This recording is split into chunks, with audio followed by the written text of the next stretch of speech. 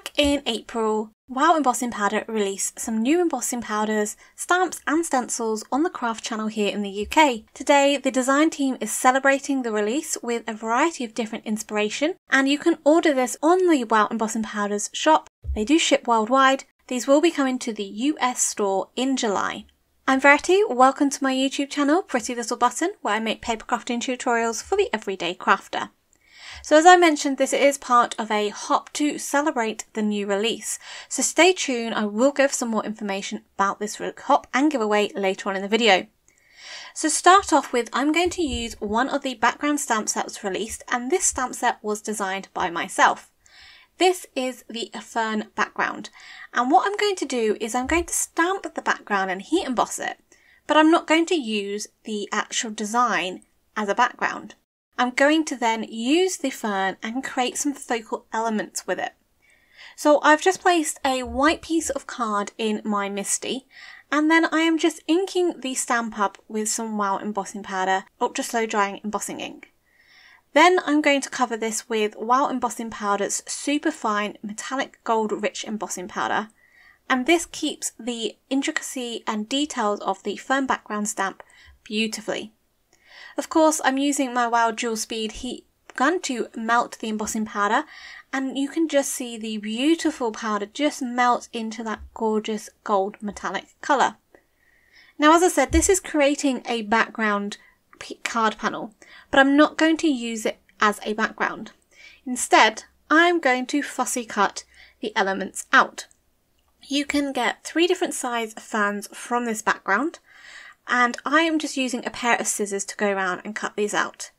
Now, some people don't like fussy cutting, which is understandable.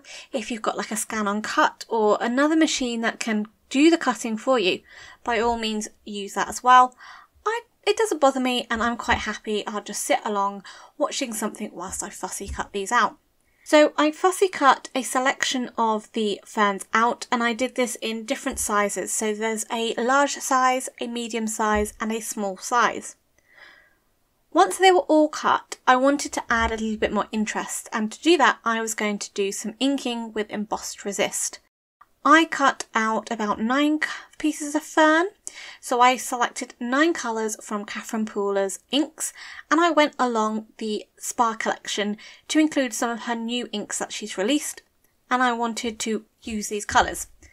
Obviously, you could have inked these up before you cut them out, but because they were quite close together, I didn't want my ink colours to overlap, so I just fussy cut them out first and then added the colour. Now I'm doing sort of a rainbow look, and I'm adding colour to one edge of the fern and then adding the second colour on the other edge, so we get a bit of a blend, and it will have a rainbow transitioning along the card through the ferns. I'm going to use these ferns to create a slimline horizontal card, so that will follow the rainbow nicely.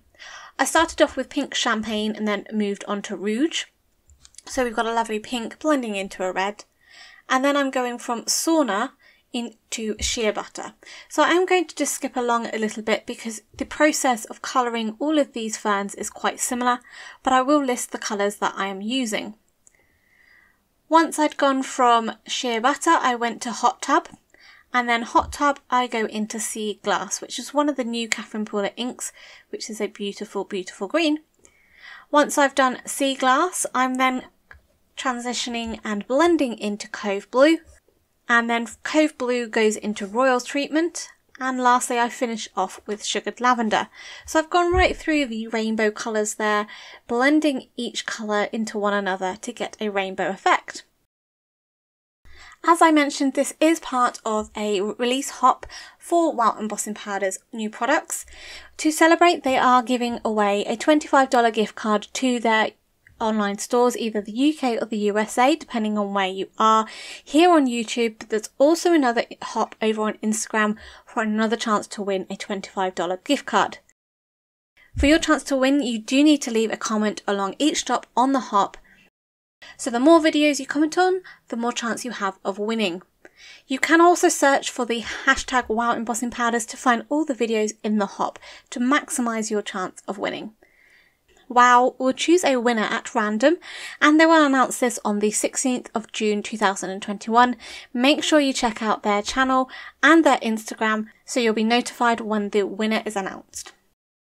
Now, as I mentioned, I was going to create a horizontal slimline card, and just to add a little bit more interest to the card, I wanted to add a tone-on-tone background.